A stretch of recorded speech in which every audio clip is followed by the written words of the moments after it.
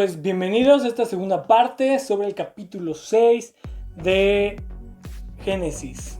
Entonces nos quedamos en el versículo 8 donde dice: pero Noé halló gracia ante los ojos de Jehová.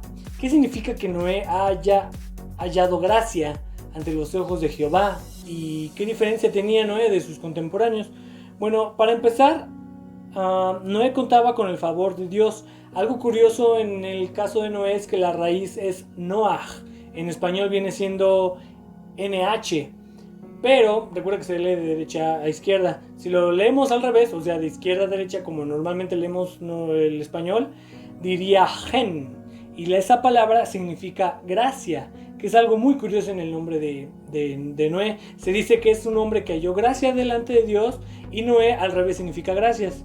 Entonces, bueno, esto es una de las cosas que podemos ver para empezar. Y bueno, una segunda cosa que podemos ver aquí es que Dios le va a mandar a Noé construir un arca. Lo curioso es que esta palabra arca es la misma que se utiliza para la canastilla de Moisés.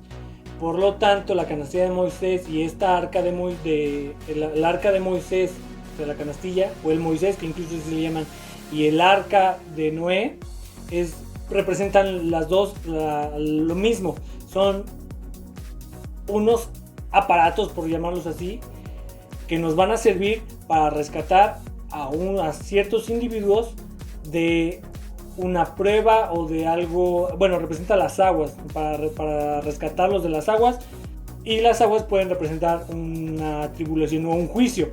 Bueno, en realidad representan más un juicio, porque en el caso de Noé representan el juicio de Dios hacia la humanidad por medio del agua, y en el caso de Moisés representa el juicio que Dios estaba condenando a todos los niños a morir. Entonces es la misma idea, es la misma palabra, y lo curioso es que los dos estaban cubiertos con brea. Los dos tenían una sola puerta, y por lo tanto los dos estaban hechos de madera y representan a Jesús. El hecho de que Jesús es este medio por el cual Dios nos va a mandar para poder ser rescatados de un juicio que viene siendo, no me quiero meter en problemas, cada quien cree lo que quiera, viene siendo la segunda, la gran tribulación o el juicio de Dios que viene ya hacia la humanidad. Esta arca representa a Jesús, que es el medio por el cual nosotros nos podemos ser salvos. Los dos, o más bien en este caso los tres, estaban hechos de madera. Bueno, Jesús, la madera representa a que estaba hecho de carne. También en otros lados lo vemos que estaba hecho como de oro, con lo que representa que estaba hecho de madera y de oro. Representa su humanidad, su divinidad. En este caso solamente vemos que está reflejando la parte humana, que Dios tenía que hacerse humano para rescatarnos. Los dos, tanto el arca de Moisés, que se le levantaba así, y el arca de los animales aquí de Noé, que se abría solamente por una puerta, ambas solamente tienen una sola puerta. La puerta solamente es el medio por el cual podemos entrar a este medio por el cual nos vamos a salvar, que es Cristo. Entonces Jesús dijo: yo soy el camino, la verdad y la vida. También dijo: yo soy la puerta. Entonces el camino representa por el cual los animales iban subiendo, aquí en este caso el camino. La verdad es que es el único medio de salvación, y la vida es que si entras puedes salvarte. Entonces es lo mismo, es todos estos simbolismos reflejando a Jesús. La última es la brea. La brea está relacionada más con los pecados.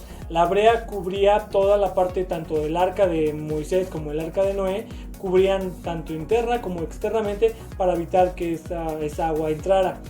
Pero relacionado con Cristo, esa brea solamente cubría a la persona, cubría de todos los pecados.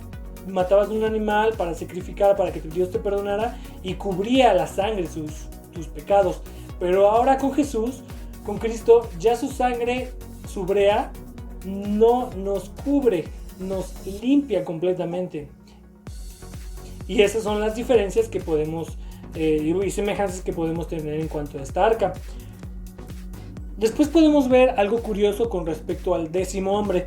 Si vemos en las generaciones, por ejemplo, de Adán y de la línea mala y de la línea buena, o representando a Set y a Caín, cada quien en su línea, el 7º hombre son antagonistas completamente. Uno es muy entregado a Dios y el otro no, todo lo contrario. y en este caso también vemos al 10º hombre, y también hay una relación con el 14º hombre y con el 13º hombre. Entonces no nos vamos a meter eso porque son cosas muy padres, la verdad, pero en este caso solamente nos toca ver a Noé, que es el 10º hombre. Si hacemos la siguiente lista, siempre los 10º hombres son como hombres llenos de gracia ante Dios. Y en este caso que estamos viendo el primero, que es Noé, pues tenía precisamente gracia. El siguiente, como lo ves en la pantalla, es Abraham, y el siguiente es Boz. Y los tres representan esas personas como de gracia, que de cierto modo eso es lo que hicieron con sus vidas. Mostraron mucha gracia de parte de Dios. Después vamos al versículo 9, dice: estas son las generaciones de Noé. Noé, varón justo, era perfecto en sus generaciones con Dios, y caminó Noé. Con Dios caminó Noé. Dice, aquí empezamos a contestar la pregunta que hicimos arriba sobre las diferencias entre Noé y los de su época. Por ejemplo, para empezar, el texto dice varón justo. La palabra justo es la palabra sadik, que significa también como perfecto o íntegro, que se puede también traducir como tamim. Esto nos da luz de lo que no era esa generación. No era ni justa, no era ni perfecta y no era limpia. Entonces es como lo primero que podemos notar de esa generación. Dice el versículo 10: y engendró Noé 3 hijos, a Sem, Cam y a Jafet. Y se corrompió la tierra delante de Dios, y estaba la tierra llena de violencia. Y miró Dios la tierra, y he aquí que estaba corrompida, porque toda carne había corrompido su camino sobre la tierra. ¿Qué significa que toda carne haya corrompido su camino? El camino de Dios. Por esto es que con la interpretación que les decía de que los hijos de Dios se refiere a los ángeles, se interpreta que ¿por qué la carne se corrompió? Pues porque se mezcló con otras especies que no eran la suya.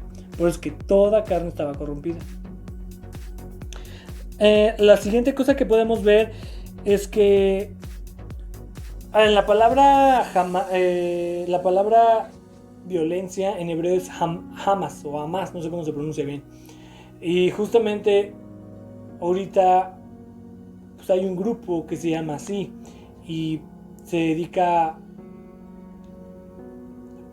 digamos que a defender su creencia en Dios de una manera o de la misma manera en que lo hace Caín, porque como lo vimos, Caín mata a Abel, pero porque Caín adora a Dios a su manera. Ambos creen en Dios, pero uno es capaz de matar a sus hermanos por no adorar como ellos creen. Entonces esas las diferencias o curiosidades que ahora tenemos en la actualidad. Después dice el versículo 13: dijo pues Dios a Noé: he decidido el fin de todo ser, porque la tierra está llena de violencia a causa de ellos. He aquí que yo los destruiré con la tierra. Hazte un arca de madera de Jofer. Harás aposentos en el arca y la calefatearás con brea por dentro y por fuera. Y de esta manera la harás de 300 codos de longitud del arca y de 50 codos su anchura y de 30 codos su altura. Una ventana harás en el arca y la acabarás a 1 codo de la elevación por la parte de arriba, y pondrás la puerta del arca a su lado, y le harás piso bajo, segundo y tercero. Bueno, aquí vamos a ya empezar a suponer un chorro de cosas respecto a cómo hizo todo esto, el fin y bueno, muchos detalles que a veces quizá ya no tengan mucho caso estudiarlos de una manera muy espiritual, pero al final de cuentas creo que son importantes. La primera cosa que vamos a ver es las medidas que Dios manda. Si se fijan, es 50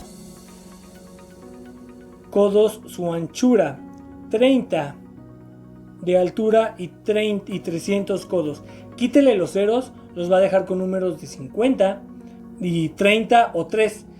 Es muy parecida al arca que construyó Moisés, al arca esta de la alianza, la que estaba en el tabernáculo. Es muy parecido. Las medidas son parecidas a las de allá, nada más que no son 300 ni 600 codos ni todo eso. Simplemente está reducido en 5, 3, que representan 5 es gracia y el 3 es como la Trinidad. Entonces son como las mismas medidas. Eso ya lo vamos a ver cuando estudiemos el arca, el arca de la alianza. Y la siguiente es que estas medidas, curiosamente, son las medidas que debe tener un barco para poder soportar el oleaje. Si un barco se encuentra muy alargado, cuando llegue el momento de estar en las olas, cuando el barco sea elevado por la parte del medio, esa longitud va a permitir esa flexibilidad del barco.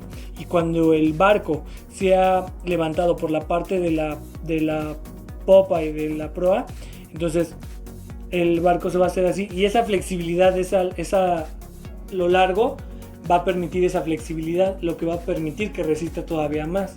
Después dice que que tenía que tener tres pisos y tenía que tener por dentro tenía que tener como cabinas o así, estar divididas.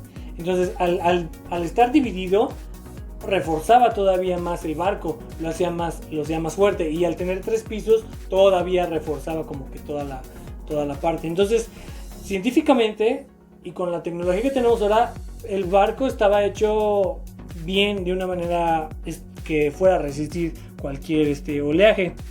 Y esto, bueno, nos puede dar aproximadamente un total de 8.900 metros cuadrados, es prácticamente lo que estaremos hablando. Sería un poquito menos grande que el Titanic, digo, para tener como cierta referencia. Y hay muchas imágenes respecto a cómo se vería y de la relación que tiene con otros barcos. La siguiente cosa es que vemos que los barcos de ahora tienen remaches, y este barco pues quizá no tiene remaches, pero ya bien pudieron tener, sí, obviamente tenían clavos, porque vimos en otros versículos que en la generación de Caín había una persona que ya trabajaban con hierro. Entonces fácilmente pudieron haber unido todas esas cosas con clavos. Pero con respecto a las fugas, esos vemos que el arca tenía la brea, a diferencia de los remaches quizá que ahora tenemos. Bueno, hay muchos de estos datos en internet que usted puede corroborar. Por ejemplo, el espacio se cree que son aproximadamente unos 445 vagones o unos 10 trenes con unos 44 vagones cada uno. Entonces, respecto a la parte científica, pues no me voy a meter en eso, pues porque ya hay mucha información de ello en internet y usted la puede corroborar fácilmente. Después vamos al versículo 17. Y he aquí que yo traigo un diluvio de agua sobre la tierra para destruir toda carne que haya espíritu de vida debajo del cielo. Todo lo que hay en la tierra morirá. Bueno, de esto tenemos evidencia. Hay muchas culturas y en muchas regiones se han descubierto que en alguna época se cubrió toda la tierra de agua. Hay historias y hay incluso restos fósiles de que así es. Lo vamos a ver un poquito más con claridad en el siguiente video. Después dice: mas estableceré mi pacto contigo, y entrarás en el arca tú, tu hijo, tu mujer y las mujeres de tus hijos contigo, y de todo lo que vive de toda carne, 2 de cada especie meterás en el arca, para que tenga vida contigo. Macho y hembra serán, de las aves según su especie, y de las bestias según su especie, y de todo reptil de la tierra según su especie. 2 de cada especie entrarán contigo para que tengan vida. Bueno, ahora nos vamos al método de secuencia de letras equidistantes. Confirma esto pues el hecho de que una sombra del Mesías esté revelada aquí, porque el mismo modo en que un grupo se salvó por medio de un arca, lo mismo hará el Mesías, siendo él la misma arca, y lo vemos en este caso cada 13 letras. Empezando con la primera Bet, vemos que dice el Mesías. Bueno, y continuando con el versículo 21 dice: y toma contigo de todo alimento que se come y almacénalo, y servirá de sustento para ti y para ellos. Y lo hizo así. Noé hizo conforme a todo lo que Dios le mandó. Bueno, aquí es donde ya surgen un chorro de preguntas y de dudas, las cuales yo no estoy habilitado, ni conozco, ni podré responder esta, porque son demasiadas, y la verdad es que es casi suponer, porque nunca nadie ha hecho algo así. Entonces, por ejemplo, ¿cómo vas a meter a los animales? Dios los trajo y ellos solitos obedecieron y se metían, o se pusieron rejegos, Noé los tuvo que jalar y meter y obligar, algo así. ¿Cómo lo hizo para que no se pelearan entre ellos? ¿Qué tipo de, en qué los puso en sacos todo el alimento? ¿Cómo saber quién comía qué cosa cada animal? ¿Cómo lo hizo, por ejemplo, para limpiar la popó de todos estos animales? Lo usaba de abono y puso un arbolito. No sé, digo, las infecciones que pudo haber causado todo eso. Y respecto a los dinosaurios, ya sí, no podemos negar su existencia, tenemos sus huesos que testifican de ellos. Pero, ¿qué onda con ellos? ¿Entraron al arca? ¿No entraron? Es de un periodo más antiguo. ¿Y cómo vamos a meter científicamente a tantos animales en el arca? O sea, son demasiados para un arca. O sea, yo creo que todos los animales que conocemos ahorita no cabrían quizá ni en, no sé, unas 7, 10, 15 arcas. No cabrían tantos animales. Entonces, ¿cómo le hizo? ¿O cómo lo podemos interpretar con base a la Biblia esto? Entonces, la primera cosa que debemos de ver es que actualmente, bueno, hay diferencias de opinión. Unos dicen que son 2.2 millones de animales que existen o de especies que existen actualmente. Otros dicen que son 18 millones, contando prácticamente todo: reptiles, aves, insectos, todo. Y otros dan cifras mucho más lejanas, son un 2 y 20 ceros de tan solo los puros insectos que existen en el planeta. O sea, creo que son 100 insectos por cada persona que existe en el planeta. Entonces imagínate qué cantidad de insectos debe de haber. No lo sé, digo, son muchísimos. Entonces, ¿cómo le podemos hacer bíblicamente para explicar esto? Bueno, la primera cosa que podemos hacer es que de todos estos, pongámosle en cualquier número, 100 millones de animales que existen en el planeta, ¿cómo le vamos a hacer para meterlos? Lo primero es quitar a los peces. Creo que es bastante obvio, no tengo que explicar por qué quitar a los peces. Entonces ya con eso nos quitamos más de la mitad del problema. Luego tenemos los insectos. ¿Cómo vamos a meter a tantos insectos? También los quitamos por dos razones.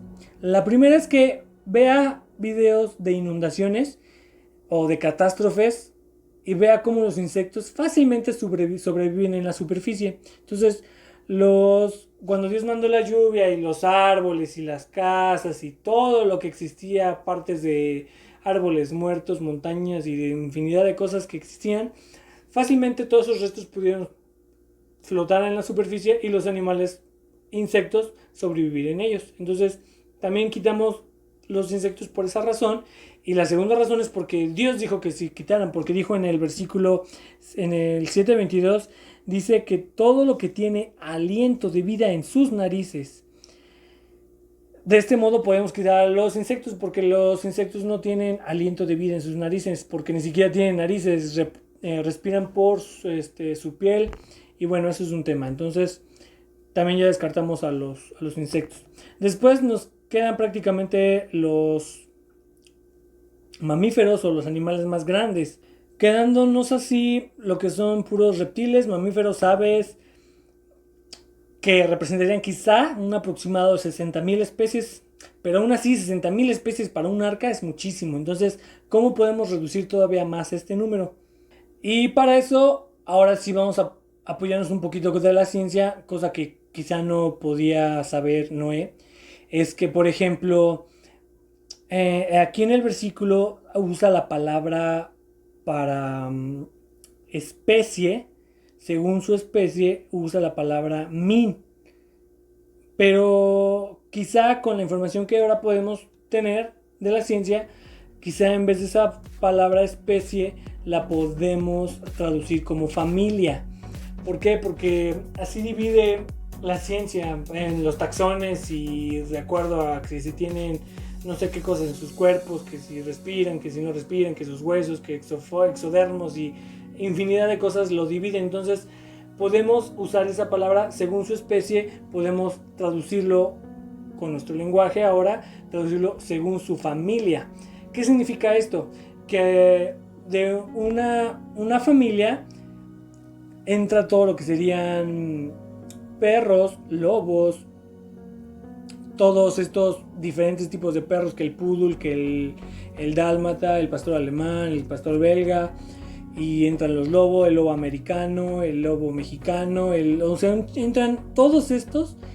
Son diferentes especies. Si traducimos que le dijo Dios a Noé que metiera de cada especie, pues tendrá que meter un lobo mexicano, una pareja de lobo americano, una pareja de French Poodle, una pareja de dálmata, una pareja así. O sea, tendrían un montón, y eso pues todavía no nos tendríamos que tener unas 100 arcas todavía más. Entonces lo podemos dividir o podemos interpretar esa palabra como min, mejor como familia. De este modo Dios podía volver a crear todo por medio de la diversidad genética y que es afectada por el medio ambiente. De este modo solamente tenía que meter un canino al arca, una pareja de canes, y de ahí Dios, cuando ya salieran, por medio de que se adaptaran a las diferentes circunstancias, iban adaptándose su pelaje, el comportamiento y todo esto a la diversidad genética, podían volver a crear lobos, perros, todo eso. Entonces Dios está diciendo que meta uno de cada familia, no de cada especie. Entonces de este modo podemos meter solamente una pareja de canes, y de ahí ya saldrían los lobos, ya saldrían todos los tipos de lobos, todos los tipos de perros y todo eso. Y así metería uno de cada felino. Un felino, una especie de felino, de donde vendrían todo lo que son linces, gatos, chitas, todo eso, ¿no? Entonces ya dependiendo a la localización es donde empiezan como a evolucionar, por llamarlo de algún modo, porque realmente se adaptan a su ambiente. Entonces de esta manera podemos todavía reducir aún más el número de animales que pudieron entrar al arca. Y bueno, esto nos da ahora quizá un aproximado de 7,000 animales. Y 7,000 animales, pues yo creo que sí podemos meterlos fácilmente en el arca, hablando de familias y no como especies. Y de ahí pues otra vez repoblar a toda la tierra. Y ahora, ¿qué onda con los dinosaurios? Les digo, no podemos negar su existencia, ahí están sus huesos. Entonces, ¿entraron al arca? ¿No entraron? ¿Qué dice la Biblia? Si queremos decir que sí entraron, pues seguramente entraron en la versión más pequeña de un dinosaurio, que es un huevo. Quizá Dios permitió que se metiera el huevo y ahí sobrevivir, que nacieran ahí, que se empezaran a crecer. Total, en el arca estuvieron como un año 377 días, 370, 80, no me acuerdo bien el dato. Pero en ese tiempo el dinosaurio no crecía así. Entonces, esa podría ser una explicación de que si existieron y si entraron al arca fue quizá en su presentación más pequeña. De otra manera que hayan entrado, no creo que hayan entrado. El libro de Job se habla sobre la economía en que se basaba en base de tierras, de animales y todo eso, a diferencia de Job, que ya compró, creo, les digo que la cueva de Macpela ya con dinero y todo eso, ya habla de una diferente economía. Entonces Job, que habla sobre animales quizá míticos, yo creo que fue antes de la época incluso de Noé, porque yo creo que estos animales no creo que hayan entrado al arca y no creo que hayan sobrevivido. Yo creo que perecieron antes del diluvio, porque quizá corresponden a una creación antigua en donde estaba quizás Satanás aquí en la tierra, si es que tienen tantos millones de años como lo dice la ciencia. Respecto a la ciencia, no creo que esté correcto respecto a que son 60 millones de años o el tiempo que digan que tiene más. Yo supongo que no han de tener más de 6,000 años, y sí, quizás en algún tiempo convivieron con el hombre, porque las evidencias de que se basan con el método del carbono es que el carbono con este método miden la diferencia de isopos, ¿sí es así? En que tardan como en desintegrarse. Pero esto es muy diversificado y muy poco acertado, porque necesitas al final de cuentas un parámetro para poder medir esto. O sea, quizá aquí te dice que son 60 millones de años y aquí te dicen que son casi 2,000 años. Entonces necesitas, a final de cuentas, los dos son parámetros, pero necesitas a uno que te diga hasta aquí, que estamos seguros que esta fue la fecha en la que murió, tener ese parámetro para poder hacer la comparación. Por eso es que no creo tanto en el carbono 14, además de que luego hacen las investigaciones quizá del colmillo de un mamut y luego de la rodilla o de otra parte del pie o de lo que sea, y las diferencias llegan a ser abismales. Entonces no creo que con este método, con esta parte de la ciencia ficción nos puede ayudar mucho para poder interpretar con respecto a los dinosaurios en el arca. Pero estudiando un poquito más la Biblia nos podemos dar cuenta de otras cosas. La palabra que usa la Biblia para monstruo marino es la palabra tanín, que se traduce aquí como monstruo marino, que les digo, o realmente la traducen a veces como serpiente, como en la zarza de Moisés, o como monstruo o dragón en Éxodo 7:9, en Éxodo 7:10, Deuteronomio 32:33, en Job 7:12, en Job 30, número 29. Y en sí lo que está describiendo esta palabra tanín es a un animal principalmente reptil y grande y terrible. Ahora, metiéndonos un poquito más adentro en la Biblia, utiliza otra palabra, la palabra behemoth. Esta la encontramos en Job 40 del 15 al 19, en donde se describe un animal cuya piel, más bien cuya cola se movía como un roble, su piel era impenetrable. Y bueno, eso les digo, fortalece en que Job vivió todavía mucho antes, yo creo que del diluvio, donde quizá ya convivían con los dinosaurios, los hombres. Porque en nuestra época el animal más grande, que quizá puede ser un elefante o un hipopótamo, su cola no se mueve como un roble. De hecho es demasiado chistosa verla, digo. Nada que ver, ¿no? O sea, no se mueve así, o sea, tendrían que tener la cola así, ¿no? Entonces, esa es otra palabra que utiliza, por ejemplo, la Biblia. Entonces tenemos ya dos palabras, tanín, que representa como a los animales terribles, principalmente reptiles y muy grandes. Por eso la otra idea lo tradujeron bien en ese aspecto de que puede ser una serpiente en el caso de Moisés, pero viéndolo gramaticalmente puede representar no solamente una serpiente, sino a un cocodrilo o algún reptil. Pero como es un reptil, por eso le pusieron serpiente, porque era pues, prácticamente algo igual que el bastón. Además corrobora también Génesis y otras Apocalipsis en cuanto a simbolismos. Entonces, como ya lo expliqué, la razón de los dinosaurios es que se puede traducir como reptil grande y temible, que viene de la raíz tanín. Entonces esas son como las posibles razones que le podemos dar a los dinosaurios, que quizá existieron antes, si no entraron al arca, y si sí, pues en su presentación más pequeña. Y aparte, bueno, aproximadamente se conoce que hay entre 60 y 80 tipos de familias de dinosaurios. Son las que se pueden catalogar hasta lo que se conoce ahorita, que son 60 o 80 familias, o incluso quizás son menos especies. Y esa es también otra de las razones por la que creo que perecieron en el diluvio, es porque como eran animales muy grandes junto con los gigantes y cosas así, pues yo creo que todo eso en ese entonces era enorme, y las condiciones de haber cubierto prácticamente todo el mundo con agua, pues redujo quizá el oxígeno, lo que ya permitió que animales o plantas incluso no pudieran sobrevivir o fueran reducidas en tamaño debido a esta falta de quizá de oxígeno. Todo esto son suposiciones que podemos hacer porque pues, realmente no tenemos nada. Otro dato curioso que podemos ver aquí es que, por ejemplo, lo que es la carne o el tejido blando, donde vienen las proteínas que actualmente y el ADN que actualmente se encuentran dentro de estos tejidos, no sobreviven, no sobrepasan más de 10.000 años.